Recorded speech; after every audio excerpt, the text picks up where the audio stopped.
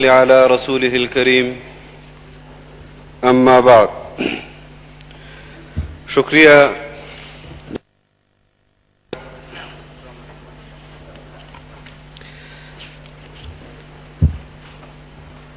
سن 2020 اور 21 کا بجٹ ایوان میں پیش ہوا.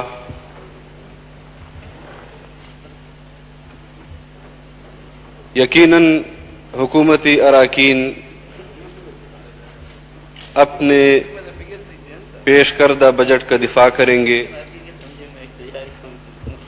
اور اپوزیشن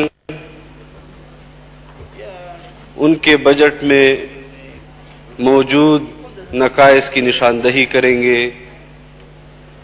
یہی روایات اس ایوان کی رہی ہیں.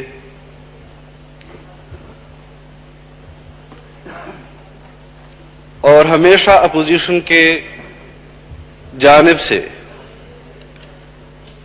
حکومت کے پیش کردہ بجٹ پر عوام کے اندر اس پر رسپانس وہ اگر غیر جانبدار رہ کر اس پر تبصرہ لیا جائے تو ہم یہی کہتے ہیں کہ یہ ایک روایتی بجٹ ہے. لیکن اس حکومت نے جو بجٹ پیش کیا ہے وہ روایتی بجٹ ہوتا تب بھی ہم ان کا شکریہ ادا کرتے. لیکن جس طرح انہوں نے پاکستان کے لیے بجٹ پیش کیا ہے یہ نہ تو پاکستانیوں کا بجٹ ہے نہ پاکستان کا روشن مستقبل کے ضمانت کا بجٹ ہے. جناب ڈپٹی اسپیکر صاحب،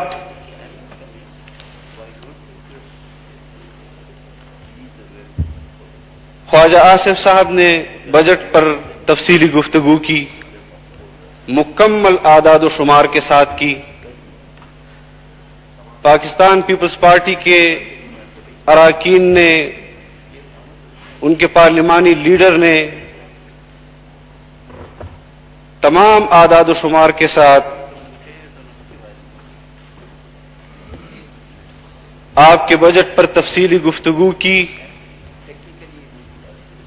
نشاندہی کی آپ کی کمزوریوں کی. لیکن آپ کے پاس آپ کو چاہیے تھا کہ آپ ان کے بجٹ پر اٹھائے جانے والے سوالات کے متعلق ان کو مطمئن کرتے. اگر مطمئن نہ کر سکتے تو کم از کم اس پر اپنا جواب ہی دے دیتے.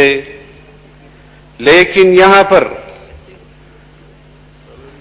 جوابات دیے جاتے ہیں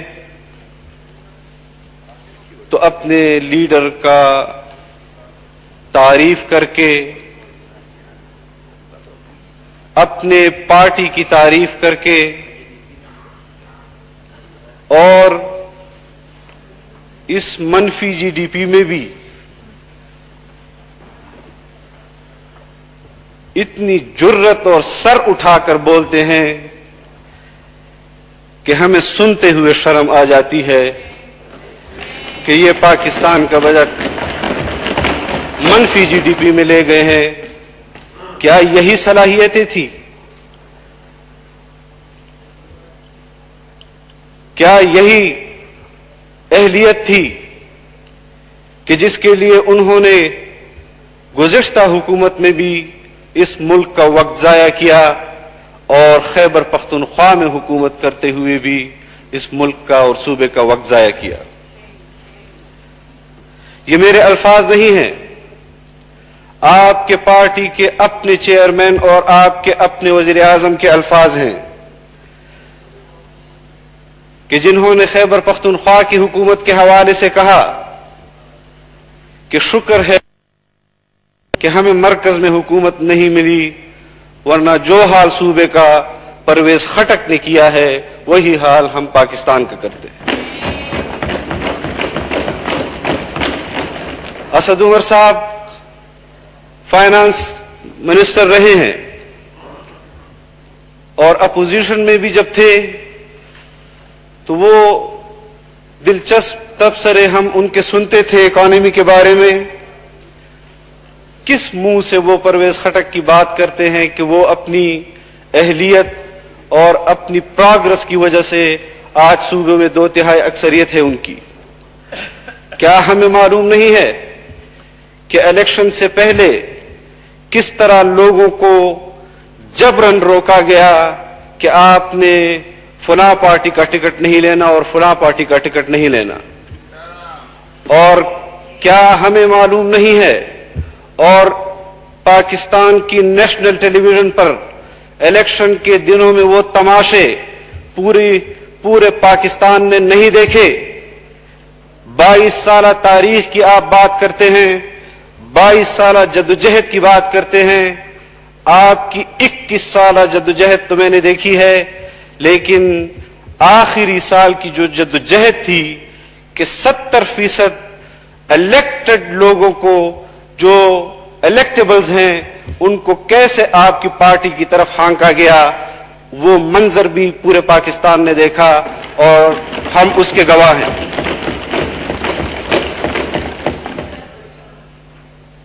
آپ نے اپوزیشن کے بینچوں پر کھڑے ہو کر، آج بھی وہ اسمبلی کا ریکارڈ ہے کہ آپ کے ممبران یہاں سے حکومت پر جب مسلم لیگ کی حکومت تھی تنقید کرتے تھے کہ روزانہ 12 ارب روپے کرپشن ہو رہی ہے.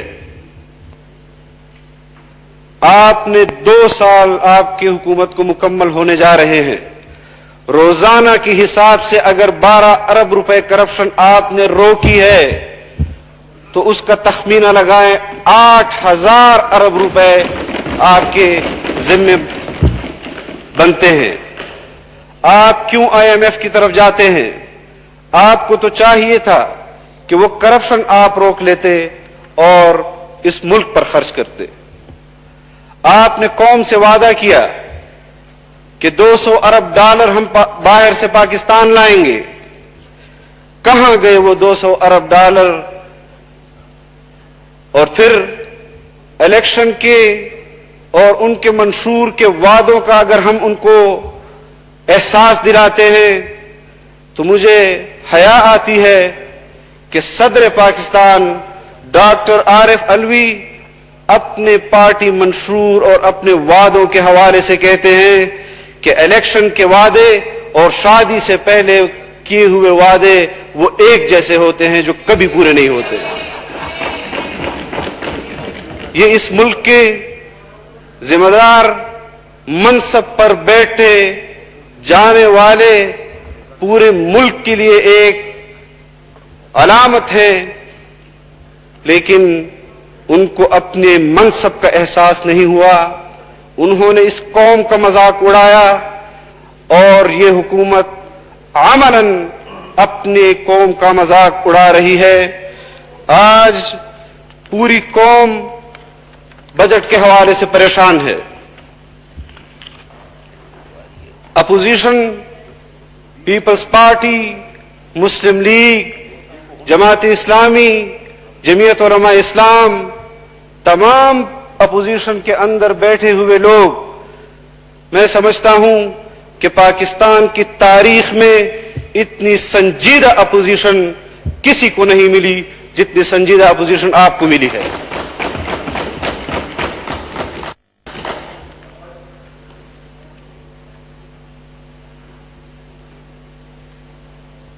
بجٹ کے حوالے سے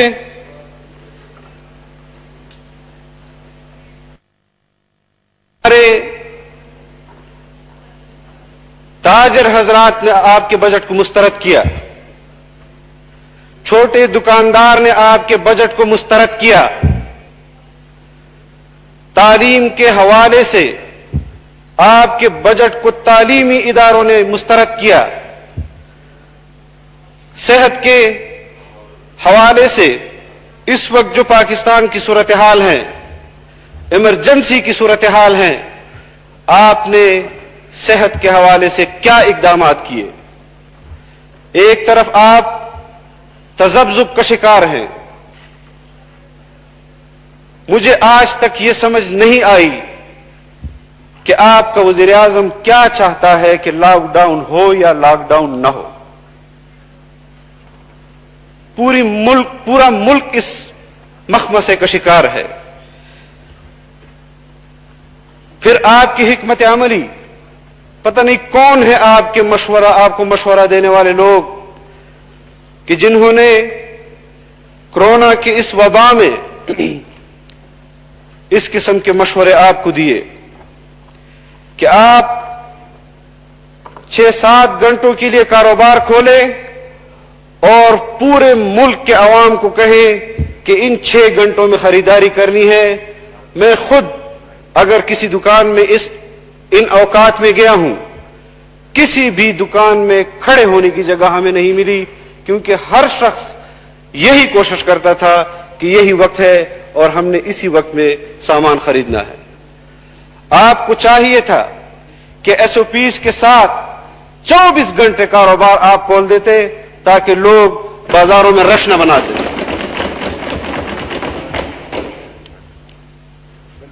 लेकिन इस हवाले से अपोजिशन की तरफ से सवालात उठाए गए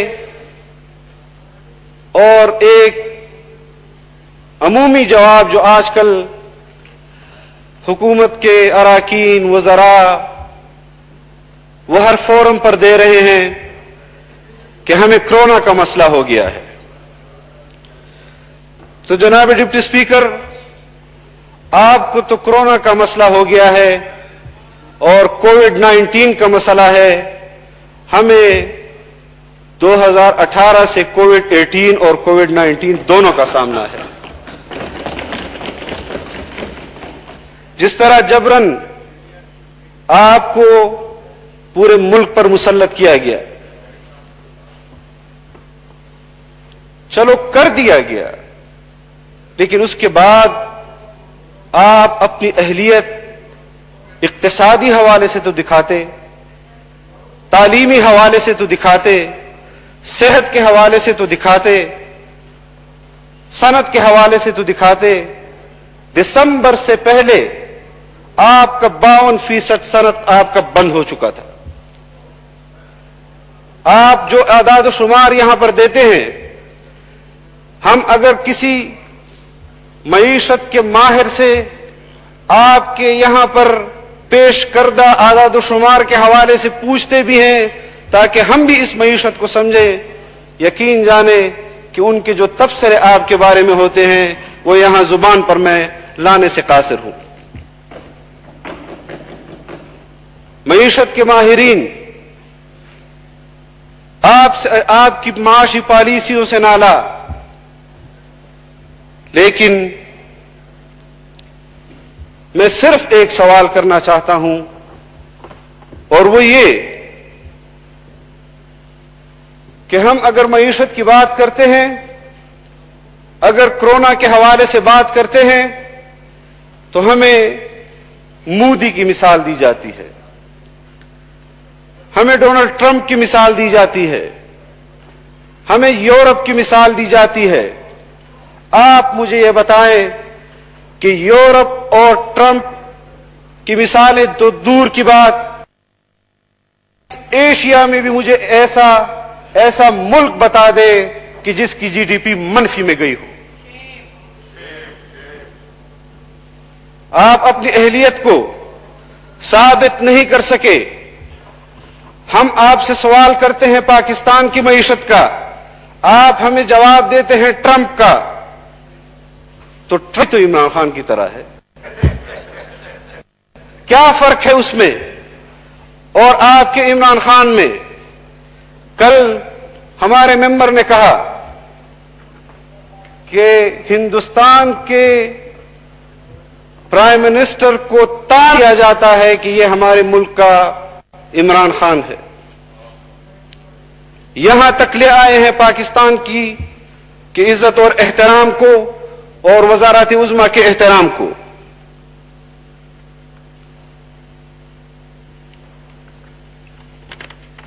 हमने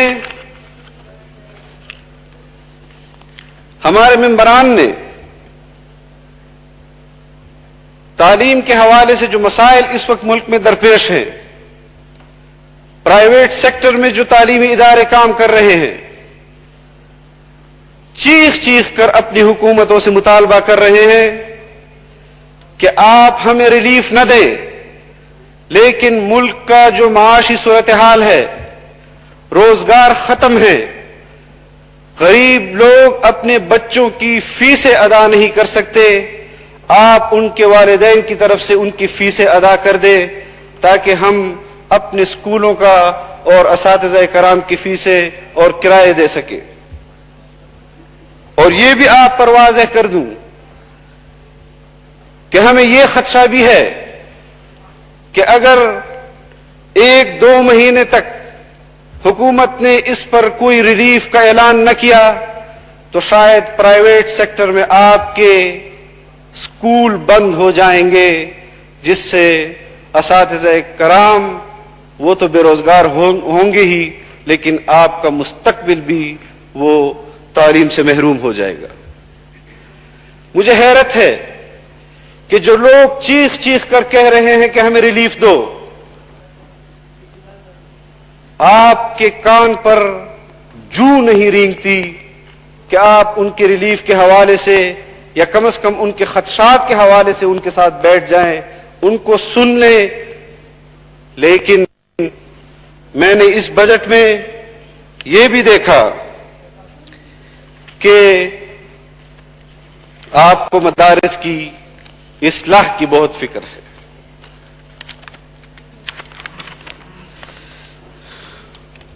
مدارس کا کردار جناب ڈپٹی اسپیکر صاحب میں مختصراً آپ کو بتاتا ہوں کہ آپ کے تعلیمی اداروں میں واحد مدارس ہے، واحد وفاق المدارس ہے جو بین الاقوامی ایوارڈ پاکستان لاتا ہے۔ پورے ملک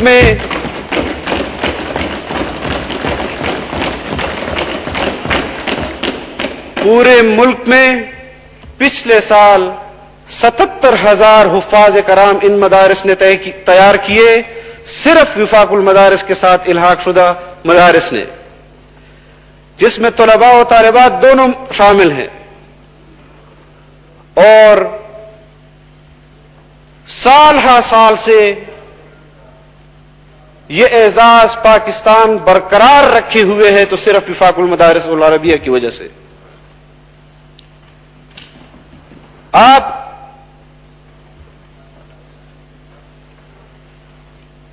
نے بجٹ سپیچ میں اصلاح کی بات کی کہ اصلاحات کے نام پر آپ نے 5 ارب روپے رکھے۔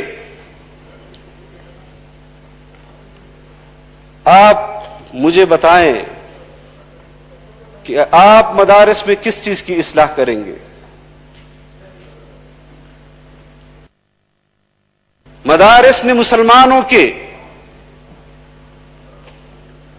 ایمان اور تہذیب کی حفاظت اس وقت بھی اس بر صغیر میں کی جب انگریز یہاں کا حکمران تھا، آج بھی اپنی تہذیب اور تمدن کی حفاظت کر رہی ہے، اسلامی تہذیب کی حفاظت کر رہی ہے۔ آج بھی مدارس اسلامی تحریک ہے، مدارس اصلاحی تحریک ہیں اور اسلام کے قلعے ہیں۔ اس قلعے میں نقب لگانے کی اجازت ہم آپ کو قطعاً نہیں دیں گے۔ جمع خاطر رکھیں کہ آپ مدارس کے حوالے سے کوئی ایسے اقدامات کریں گے کہ جو مدارس کو قبول نہیں ہوں گے اور آپ ان پر مسلط کریں گے۔ سال ہا سال سے حکومتیں مدارس کے حوالے سے ایگزیکٹو آرڈر کے ذریعے احکامات جاری کرتی ہیں۔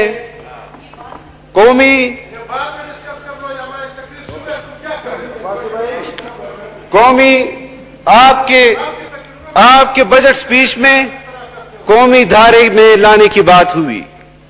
آپ مجھے بتائیں کہ قومی ادارہ کس کو کہتے ہیں؟ کیا مدارس قومی ادارے میں نہیں؟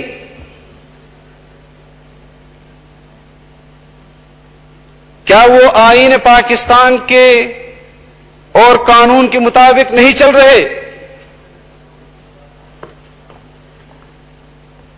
آپ کس اصلاح کی بات کر رہے ہیں؟ مدارس کے فضلاء نے اور ان پر اعتماد کرنے والوں نے یہاں پاکستان کے دل اسلام آباد میں 13-14 دن آزادی مارچ کیا اور حکمران جماعت نے بھی یہاں پر احتجاج کیا. پوری دنیا گواہ ہے کہ کون سا احتجاج اصلاح کے قابل ہے اور کون سا اصلاح کے قابل نہیں.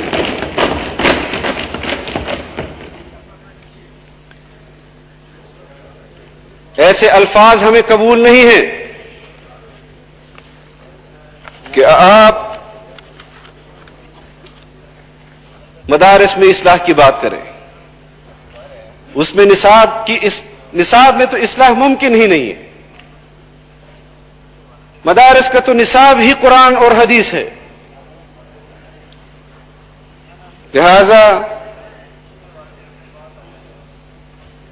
جو لوگ آپ سے مطالبہ کر رہے ہیں کہ ہمارے ساتھ تعاون کرو، ہم ان کے لیے بھی آواز اٹھاتے ہیں کہ آپ پرائیویٹ اسکولوں کے ساتھ تعاون کریں، صوبے ان کے ساتھ تعاون کریں. مدارس کی فکر آپ چھوڑ دیں. مدارس والے خود اپنے مدارس کو سنبھال سکتے ہیں.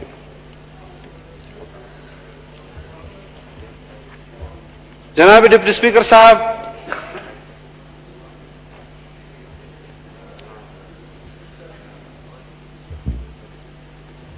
کل شاہ محمود قریشی صاحب نے کشمیر کے حوالے سے یہاں بات کی کہ میں چاہتا ہوں کہ پارلیمنٹ کی کمیٹی بنے. ہم نے ان سے کہا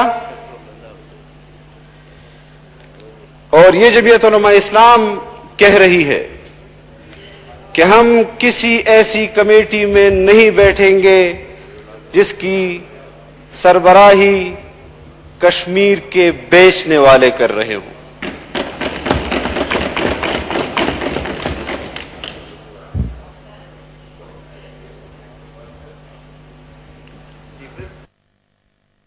آپ کو جواب دینا ہوگا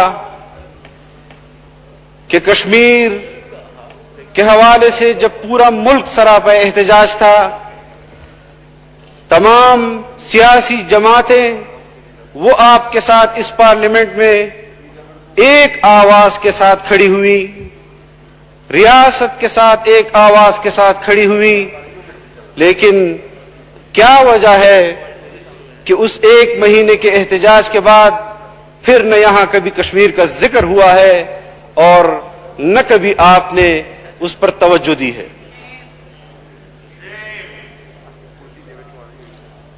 کورونا کے حوالے سے سب سے زیادہ تعاون اگر حکومت کے ساتھ کسی نے کیا ہے تو وہ مدارس نے کیا ہے، وہ مساجد نے کیا ہے، ان کے ائمہ اور خطباء نے کیا ہے. یہاں سیشن ختم ہوا اور دن کو ہمیں سیشن میں یہاں بتایا گیا، غالباً شفقت محمود صاحب تھے، کہ ہم کورونا کے حوالے سے مشاہدہ کر رہے ہیں. اور وہ اپوزیشن چیخ رہی تھی کہ جو حالات تفتان سے ہو کر یہاں ہمارے ملک میں آئے، لیکن وہ مشاہدہ کر رہے تھے. مغرب کو ہمیں پتہ چلا کہ لاک ڈاؤن کا اعلان کر دیا گیا ہے. جمعیت علماء اسلام نے اگلے روز ہی ملک کے تمام اجتماعات، مدارس نے تمام اجتماعات، تمام امتحانات، تمام مدارس کو بند کر دیا، ایس او پیز پر عمل کیا اور آج تک کر رہے ہیں. آج بھی مدارس نہیں کھلے.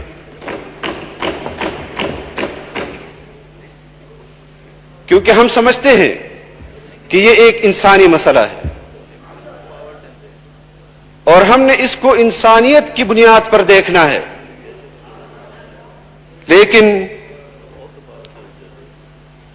جب ہم بجٹ سیشن کے لیے یہاں پر آئے اور ہمارے سامنے ایک کاغذ رکھا گیا جس میں تجاویز تھی کہ اجلاس کو کیسے چلایا جائے اور کیسے نہ چلایا جائے، میں اسپیکر صاحب کا شکریہ ادا کرتا ہوں کہ کم از کم انہوں نے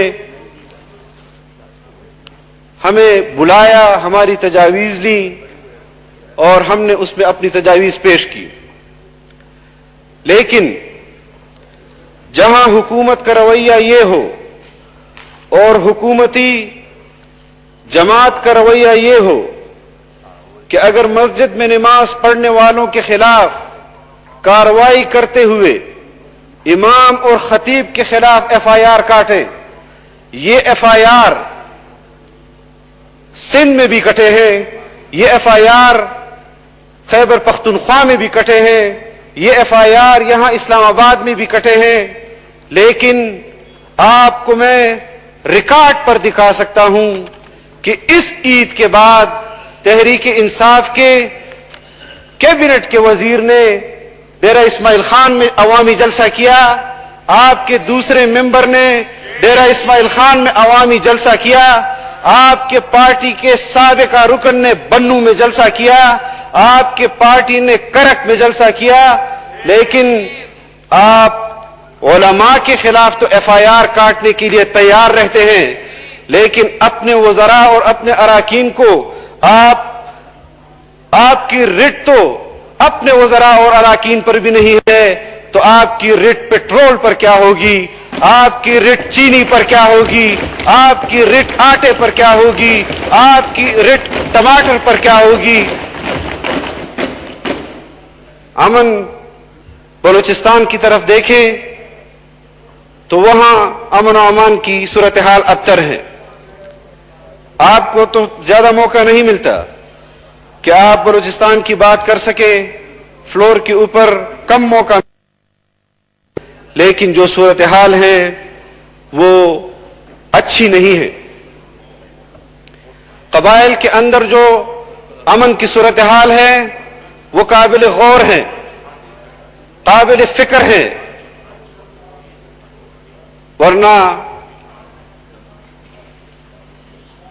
پاکستان نے جس دہشت گردی کے خلاف اتنی قربانیاں دی وہ ضائع نہ ہو جائے. اور آپ کو میں یہ بھی بتا دینا چاہتا ہوں کہ اگر یہ مدارس اور تمام مکاتب فکر اس ریاست کے ساتھ کھڑی نہ ہوتی تو یہ دہشت گردی کبھی ختم نہ ہوتی.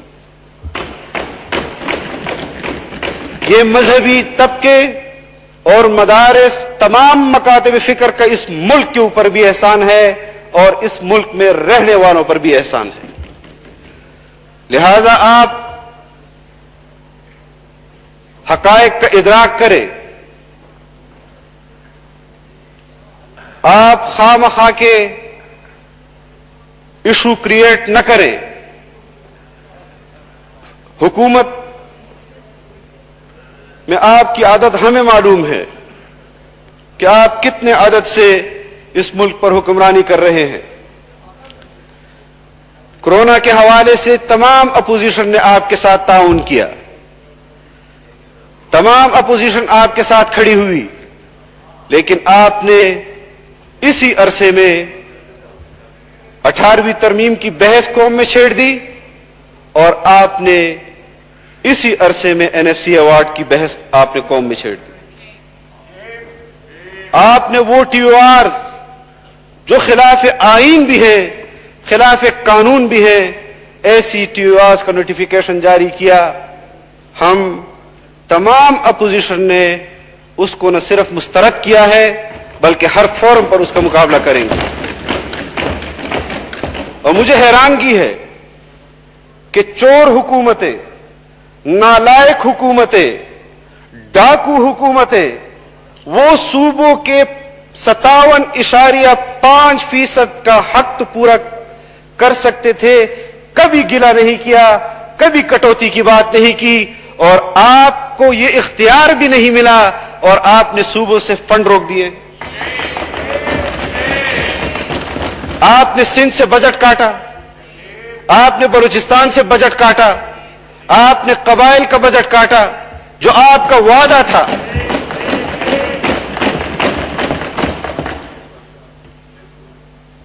किस चीज के माहिर हैं आप लोग, हमें वो बता दें।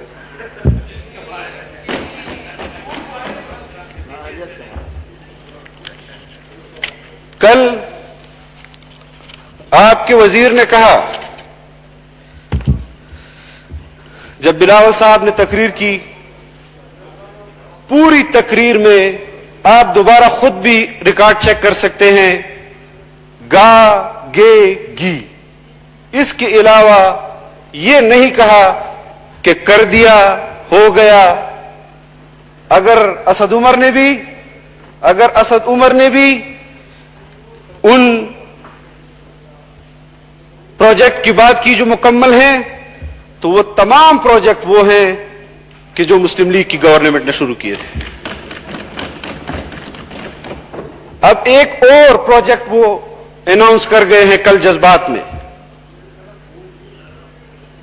जिसकी खबर हमने दिसंबर 2019 में अखबार में पढ़ी थी कि हम पेशावर से डेरा इस्माइल खान मोटरवे बनाएंगे। जनाब डिप्टी स्पीकर साहब, आप खैबर पख्तूनख्वा का नक्शा मंगवा लें और आप नक्शे को सामने रखते हुए खैबर पख्तूनख्वा की मोटरवे का जो प्रपोजल है वो एक बार जरूर देख ले। बीआरटी के मंसूबे पर शर्म के मारे डूब न मर जाए तो फिर ये बात गलत होगी कि मैं आपसे बात गलत कर रहा हूं।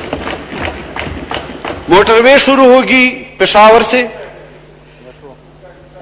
मोटरवे पेशावर से जाएगी कोहाट, कोहाट से जाएगी हंगू, हंगू से आएगी वापस करक, करक से जाएगी बन्नू, बन्नू से आएगी लक्की, लक्की से जाएगी टांग, टांग से आएगी डेरा इस्माइल खान।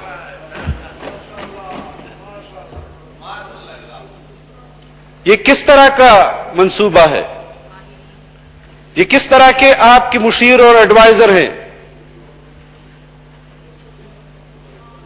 मेरे ख्याल में मेट्रो पर और अपने सूबे में कारकर्दगी पर जो 2/3 अक्सरियत की बात आपने की, तो मैं हैरान हूं कि लाहौर में चलती हुई मेट्रो को पंजाब की आवाम ने नोटिस नहीं किया और मुस्लिम लीग को वोट नहीं दिया और आपके खंडरात से मुतासर होकर आपको 2/3 अक्सरियत दी। पेशावर से डेरा इस्माइल खान रोड के लिए मुस्लिम लीग के दौर में पैसे मुख्तस हुए, आपने उसको रोकने की कोशिश की।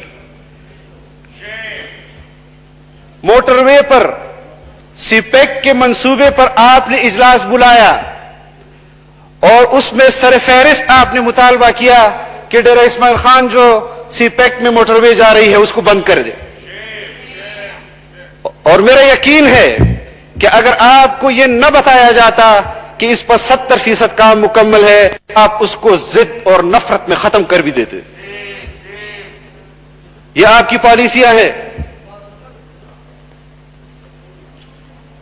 5 साल आपने हुकूमत की, लोग पेशावर जाने के लिए मियांवाली, तलगंग और मोटरवे का रास्ता अपनाते थे। आपका अपना रास्ता खंडर बन चुका था, लेकिन अब 2 महीनों से यह रोड भी मुकम्मल खराब है। आप मुझे बताएं कि इस्लामाबाद से आपने मियांवाली के लिए इस रोड के लिए क्या रखा है? और फिर जो आदाद शुमार आप रख रहे हैं, एक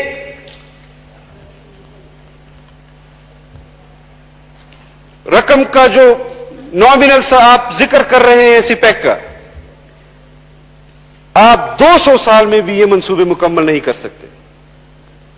यकीनन आपने रखे होंगे बजट में, और आप हमें हाथ में यहां लहरा भी देते हैं कि हमने ये मंसूबा भी रखा है, हमने डैम भी रखा है, हमने मोटरवे भी रखा है, हमने फला चीज रखी है और फला चीज रखी है।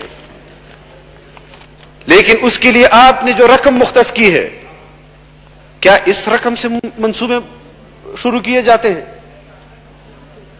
तालीम का बजट आप काट रहे हैं, सेहत का बजट आप काट रहे हैं। तो मैं समझता हूं कि हम जिस तरह राना सनाउल्लाह साहब ने फरमाया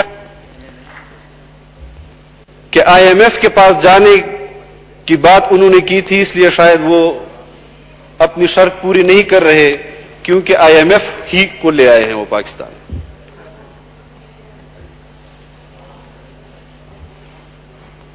जमीयत उलमा इस्लाम इस वक्त जो बजट तकरीर की गई है और जो आदाद शुमार हमारे सामने है, उस हवाले से हम समझते हैं कि असर-ए-नौ गौर किया जाए और इस सूरत हाल में कौम के लिए यह बजट नहीं हो सकता। आपको दोबारा बजट, मुझे यकीन है कि जो बजट आप अभी पेश कर रहे हैं, अगर अपनी आईनी पोजीशन और एतमाद के वोट्स आप ये जरूरी समझते हैं कि हमने आईनी तकाजे हैं वो पूरे करने हैं, लेकिन मैं यकीन से कहता हूं कि आप 2 या 3 महीने के बाद फिर बजट लाएंगे। मुलाजमीन के तनख्वाहों में इजाफा नहीं किया गया, हर हुकूमत कर रही है। आपने स्टील मिल के मुलाजमीन के साथ वादे किए, लेकिन आज खुद उनको बेरोजगार कर रहे हैं। आपने, मैं और बात करूं, ये सामने एम्बेसी रोड है और इसका 2 रोया इफ्तिताह किया था शायद खाकान की हुकूमत में। वो रोड पता नहीं 5 किलोमीटर होगा या 4 किलोमीटर होगा, 2017 से बन रहा है और अभी तक बन रहा है।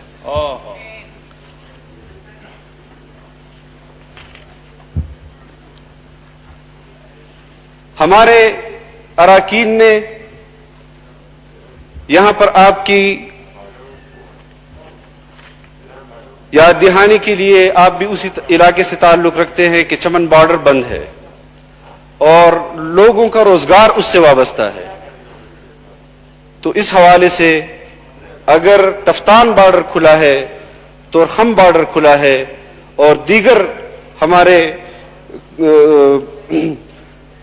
बॉर्डर्स खुले हैं, तो इसको भी फिलफौर हुकूमत ऐलान करे और उसको खोलने की बात करे। यहां मेंबर थे, मुझे अब याद नहीं उनका, उन्होंने स्पीकर साहब से कहा कि मेरे हलके का फंड जो मुझे दिया गया था वो मुझे आप हिदायत जारी करें कि वो मुझे मिल जाए। फजल मोहम्मद खान। तो ख्वाजा आसिफ साहब से लेकर मौलाना असमतुल्लाह साहब तक मैं आप तमाम मेंबरान से जानना चाहता हूं कि क्या आपको भी कोई फंड मिला है?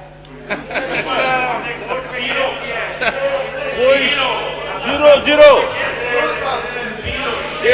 हुकूमत जीरो। नारेबाजी नहीं करें, गौर से सुने जी, बिल्कुल नारेबाजी ना करें जी।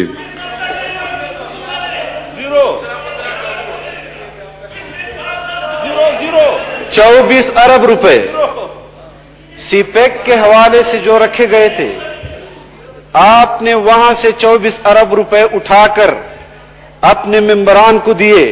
शर्म। और आज आप कहते हैं कि हमारे पास पैसे नहीं।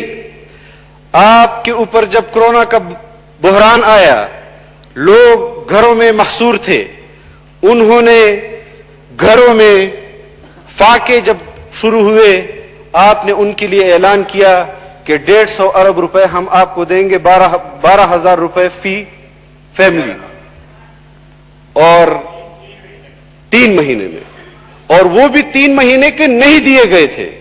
उसके साथ मेरे ख्याल में कोई 1-2 हज़ार रुपए मिलाकर आपने वो पैसे दिए।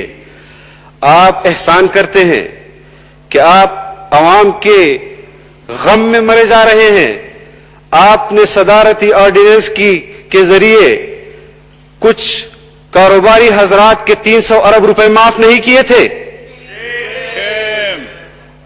आपको उस वक्त तो किसी से इजाजत लेने की जरूरत नहीं होती, चंद अफराद के लिए 300 अरब रुपए माफ कर दिए और 20 करोड़ अफराद के लिए 150 अरब रुपए रख दिए, और आप कहते हैं उन पर एहसान कर रहे हैं। इस तरह की हुकूमतें चलती हैं। कौन सा रोड है? मैं अपने शहर से डेरा इस्माइल खान से मुल्तान निकलता हूं तो रोड खराब, मैं इस्लामाबाद आता हूं तो रोड खराब, मैं पेशावर जाता हूं तो रोड खराब। स्कूलों की हालत आपकी यह है कि पूरे सूबे में दूर दराज इलाकों में, आपका सूबा भी इस तरह है कि चंद चंद घर एक एक जगह पर हैं, जिनके लिए मकतब खोले गए थे कि 8-10 साल के लड़के वो ज्यादा लंबा सफर नहीं कर सकते। आपने तमाम मकतब बंद कर दिए, आपके सूबे में तमाम मकतब बंद कर दिए। तो कहां गई तालीमी पॉलिसी? अब तो सुना है कि 1-2 दिन से इस्लामाबाद के अंदर पैरासिटामोल की भी कमी हो रही है। इस्लामाबाद के अंदर नहीं, आपके अपनी असेंबली के इस डिस्पेंसरी में भी नहीं मिल रहे, अद्वयात नहीं मिल रहे आपके। ज़राअत में आपने क्या रिलीफ रखा है? तालीम के लिए आपने क्या रिलीफ रखा है? दुकानदार के लिए आपने क्या रिलीफ रखा है? जनाब डिप्टी स्पीकर साहब, हम किस चीज पे बात करें? आसान सा जवाब है कि कोरोना। अब कोरोना में मुझे एक मुल्क जरूर बता दे, जब मैं बैठ जाऊं। आपको लंबी चौड़ी तकरीर करने की जरूरत नहीं है। मेरे ख्याल में अफगानिस्तान की जीडीपी भी आपसे ऊपर गई है।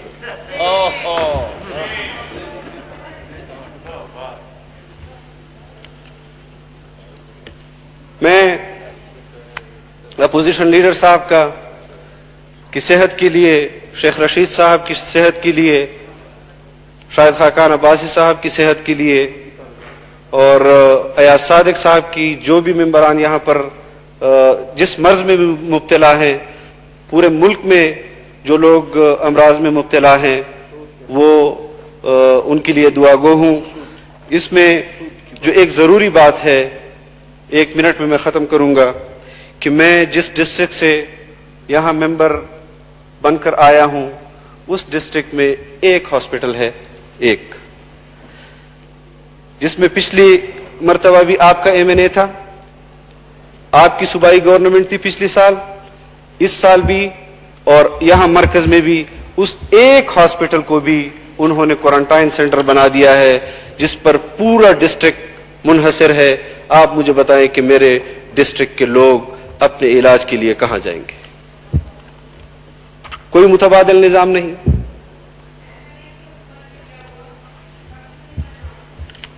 एमएमए की हुकूमत में मैं आपको बताऊंगा, अगर आप आपस में बातचीत ना करें, जब आपकी बारी आएगी हर एक मेंबर की, तो बात करना चाहते हैं तो मैं आपको बताऊंगा कि आपका सालाना बजट तालीम का और सेहत का 35 करोड़ हुआ करता था। एमएमए जब हुकूमत छोड़ रही थी तो 1.25 अरब पर हम ले गए थे।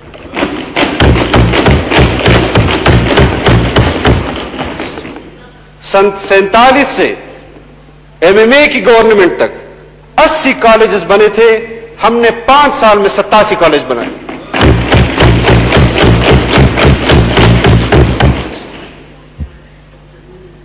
दो 2002 तक 4 यूनिवर्सिटियां थी, हमने 5 साल में 5 यूनिवर्सिटियां बनाई।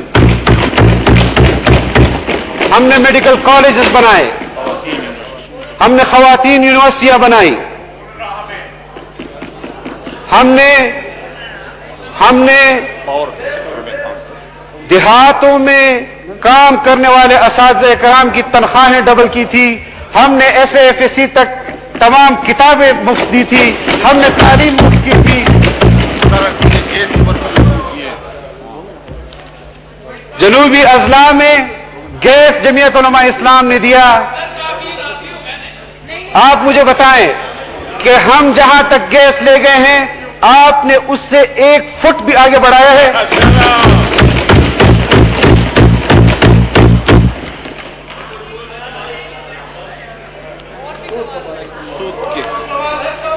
دوسری بات یہ ہے کہ جناب اسپیکر ہم مسلمان ہیں. اسلام کے نام پر ہم نے یہ ملک بنایا. کل بھی آپ نے لنک دی کہ ہم نے نظریے کی بنیاد پر یہ ملک بنایا ہے. جناب اسپیکر سود